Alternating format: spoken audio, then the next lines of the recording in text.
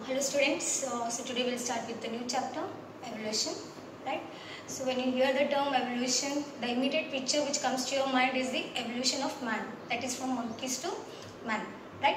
So the weightage of this chapter is, it's for 6 marks and 5 hours chapter, right? So what do you mean by evolution? Evolution is nothing but is an orderly change from one form to the another form, right?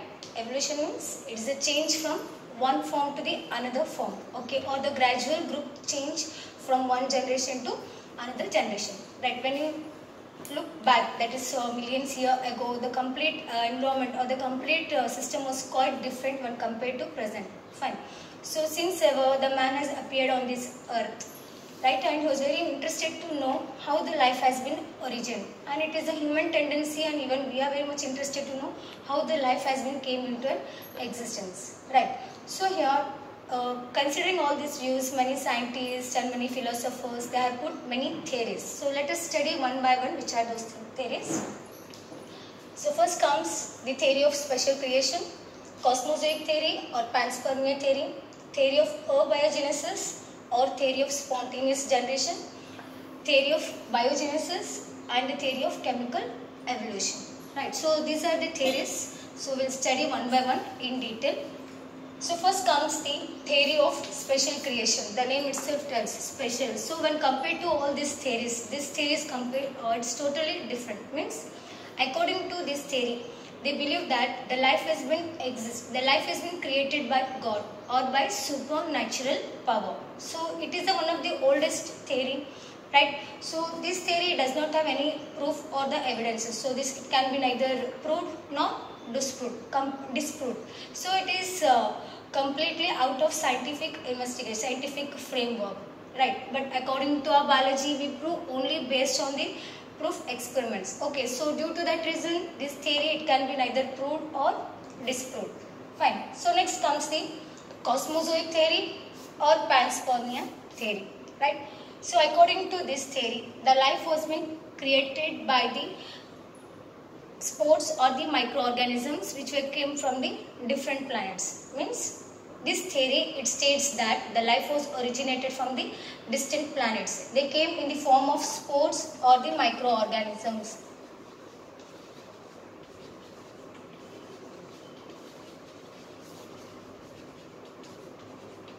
Spores or the microorganisms which are called as cosmozoa or panspermia.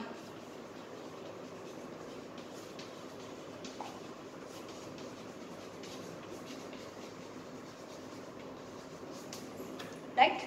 Means this theory, it states that the life was originated by the spores or the microorganisms which came from the distant planets, right?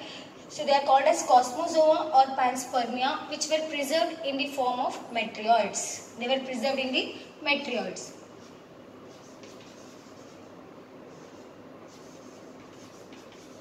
They were preserved in the meteoroids. So what are these meteoroids? These meteoroids are nothing but they are the mass of matter which came from the distant planets, from the different planets. Okay, within these meteoroids only these spores or the microorganisms which are called as cosmozoa, they are preserved. So what happens in this theory? When these meteoroids, they are stuck to the earth's surface. Okay, imagine this is the earth's surface. When these meteoroids, they have stuck to the earth's surface, the cosmozoa which are present, which are evolved within the meteoroids, they have spread. They have spread and their different lives which are present today, they have evolved. Okay, so they believe that the life has been originated by the spores or the microorganisms which came from the distant planet. Okay, so what does the first theory states? Special creation. They believe that life was originated by the God or by supernatural power.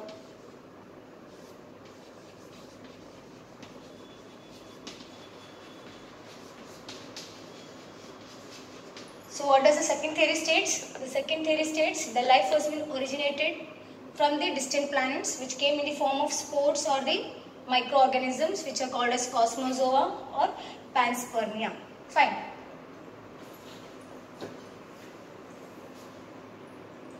Okay. So let us cosmozoic theory, or it is also called as panspermia theory. So as you already know that according to this theory, it states that the life has been originated from the distant planets, right? The life on the earth has come from the distant planets in the form of the spores, right? They are called as cosmozoa or the panspermia, right?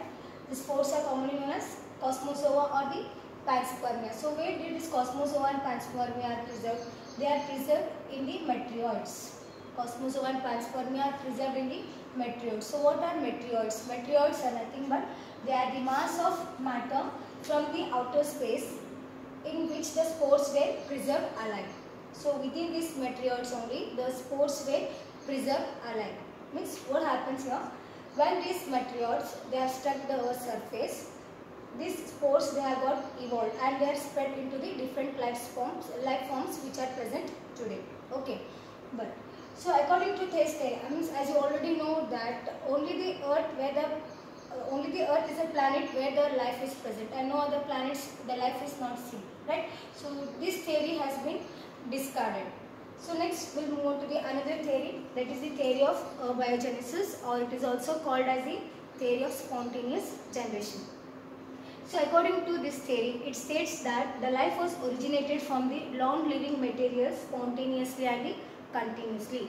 So this theory it was generally proposed by many Greek philosophers, and even Aristotle also has been supported this theory, right? What does this theory states? According to this theory, it states that the life has been originated from the non-living things or the lifeless things spontaneously and continuously. Okay. So here the vital forces such as air, water, fire and the earth, they transform lifeless matter into the living things. Means this theory, they believes that some of the forces like air, water, fire and the earth, they have created the life.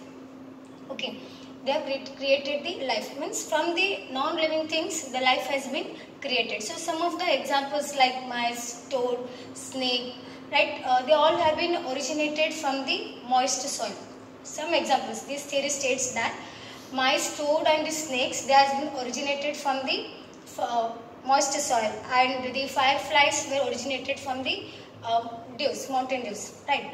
So this theory again it was disproved. This theory was disproved by the Pasteur, right? Once again.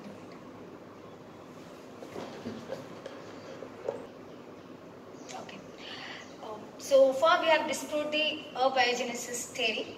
And the abiogenesis theory, it was disproved by the series of experiments. And this series of experiments which was conducted by Francisco Rede, Spallanzani and the Louis Pasteur. Okay, so these are the scientists who has disproved the abiogenesis theory by the series of experiments. So next we'll move on to the another theory, that is the theory of biogenesis. So what does this theory states? According to this theory, the life is originated from the pre-existing life by reproduction. That is, life begets life. Means this theory states that the life was been originated from the pre-existing life. Okay, so to prove this theory, the series of evidences experiments was been conducted by Francisco Rede, Spallanzani and the Louis Pasteur. Okay, so first we'll start with the Francisco Rede's experiment. So what did Rede did in his experiment? So Francisco Rede, so we can call it is also known as 3-jar experiment. He has taken 3 sets of jars with the meat. Okay, so the one set of jar was open and the remaining 2 jars were covered. The one was covered with parchment membrane and another was airtight. So after a few days, he has observed that the maggots were developed in the open jar. Here what happens means the maggots, they came in contact with the meat and they have laid the eggs.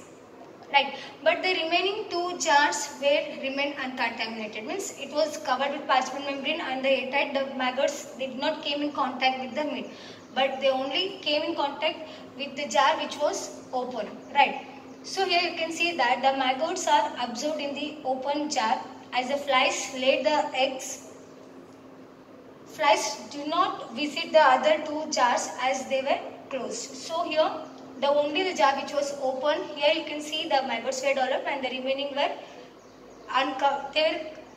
covered. The one was with parchment membrane and there was aerated. You will not find any maggots there, right? So here the Francisco Rede again he proved that the life exists from the pre-existing life, not from the lifeless or the non-living things. Again he has disproved the theory of abiogenesis.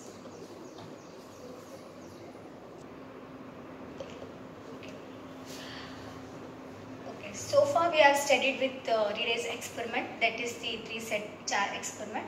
So next we'll move on to the Spallanzani experiment. So what did Spallanzani did in his experiment? I will study now. So Spallanzani in his experiment, he has taken the 2 round bottom flasks with the broth. So what do you mean by broth? Broth is nothing but it is a nutritive solution.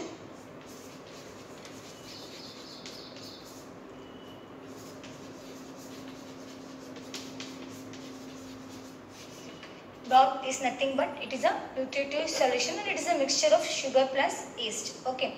So in these 2 bottom flasks, he has taken the broth solution. One flask was airtight and another was loosely covered. Right? What he did? One flask was tightly covered and another was loosely covered. So what he observed here means the flask which is loosely covered, the air has been easily entered and it came in contact with the broth solution. Okay. What he observed here, the air because it was loosely covered, so due to this reason what happens, the air it has came in contact with this broth solution. Fine. So due to that reason what happens here, we can see that the microorganisms were developed here. Whereas in this flask it was airtight and he has boiled this solution. He has boiled this solution and he has killed all the microorganisms, but this was remained uncontaminated.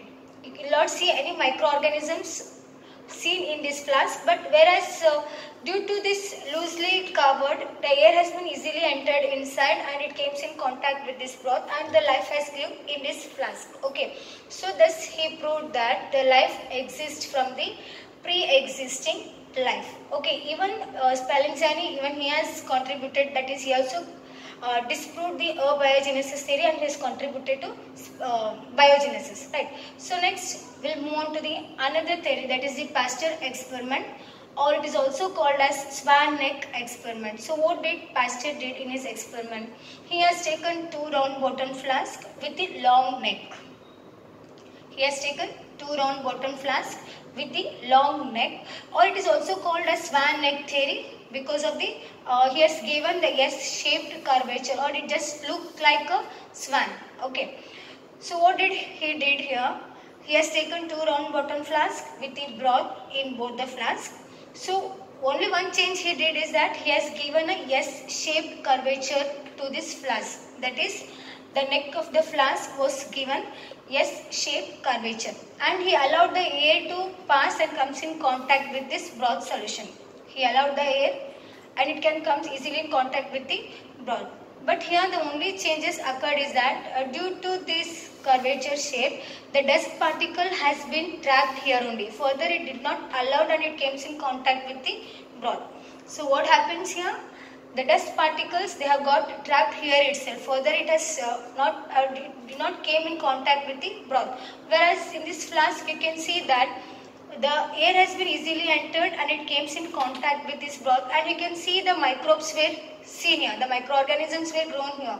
But in this flask you will not see any microorganisms were grown. Okay. So this shows that the Louis Pasteur, he proved the life exists only from the pre-existing life, and once for all he disproved the biogenesis theory. Okay.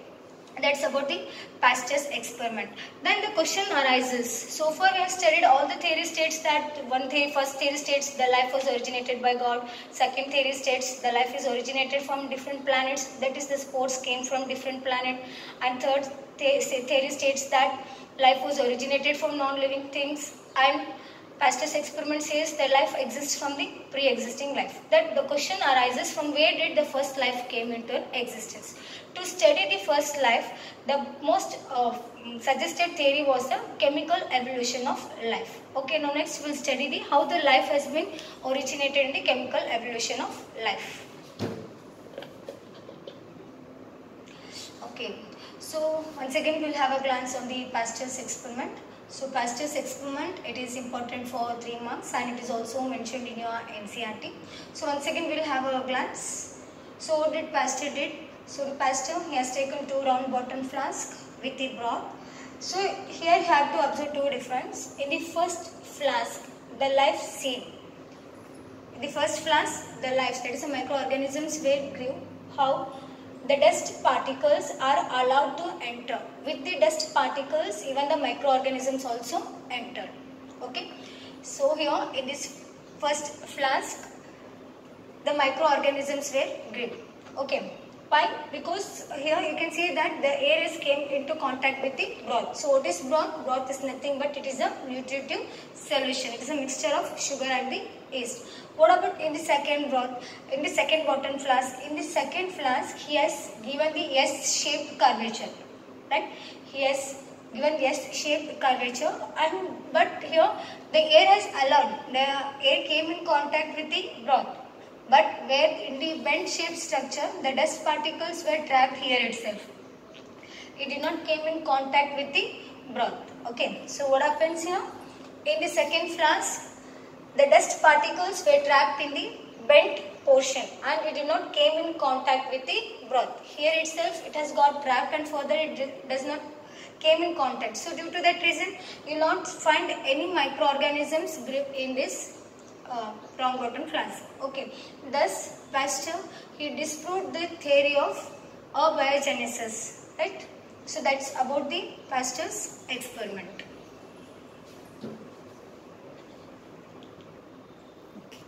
Okay. So next we'll move on to the another theory, that is the theory of chemical evolution. So again, theory of chemical evolution, it is the most widely accepted theory. Right. So why means this theory states that the life has been originated by the chemicals by gradual progressive changes over a long period of time. Means this theory states that the life has been originated from the chemicals. Okay. So here this theory it suggests life originates from the inorganic substances. How? Just we'll see. First, the life has been originated in the inorganic substance. The inorganic substance were transferred to the organic substances. Then later, the organic substances were transferred to the colloidal substance. Then this colloidal substance, they gives rise to the first form of life. Right? The first form of life, that is, it was transferred gradually from inorganic substance. Then it was converted into organic. Then it was transferred to colloidal form. Later on, it was transferred to the first form of life on the earth.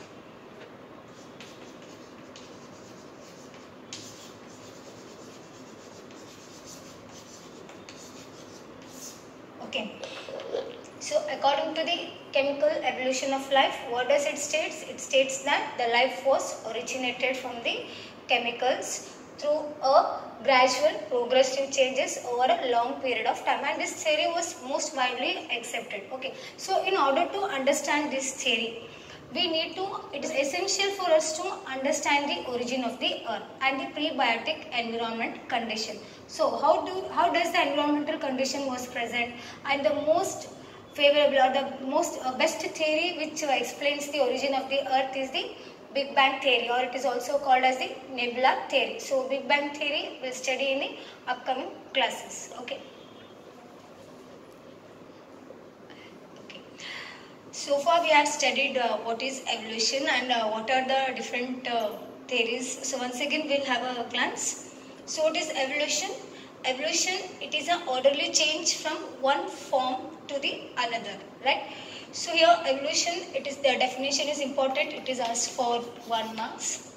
Okay. So what is evolution? Evolution is nothing but it is an orderly change from one form of life to the another form of life. Okay.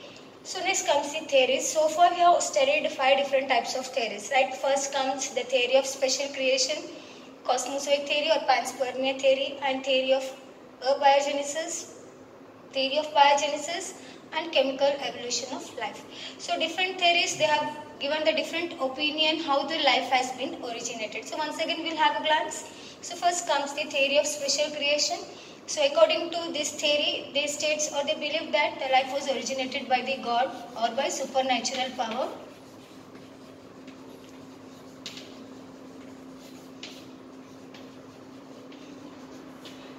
This theory, it was supported by all the religions. So every religious and every people, they believe that the life was originated by the God or by the supernatural power.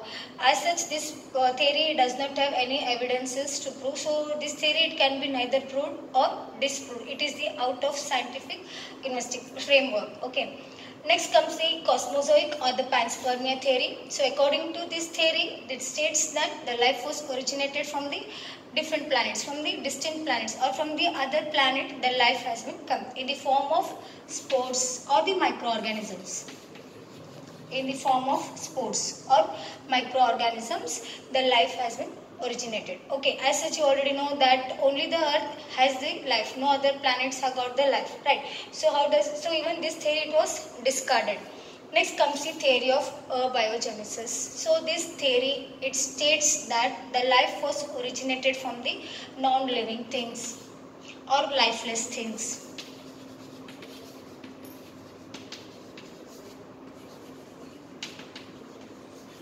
Non-living things or the lifeless things has gives rise to living things. Fine. So this theory was disproved by the Pasteur by the biogenesis theory. So what does this biogenesis theory states? The theory of biogenesis, it states that life exists from the pre-existing life.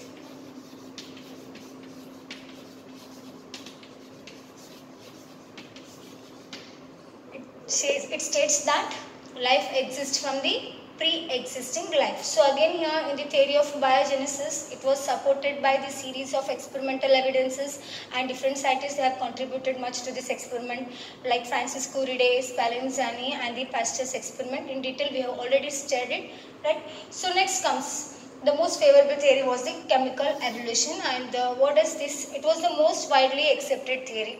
So according to this theory, it states that the life has been originated from the chemicals.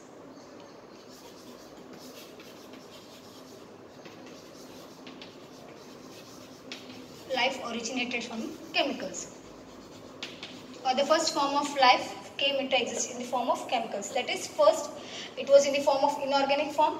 Later on it was converted into the organic. Then from organic to the colloidal form. From the colloidal, the first form of life came into an existence, right? So these are the theories, different theories, and they have given the different opinion. Okay, so further we'll continue in the next class.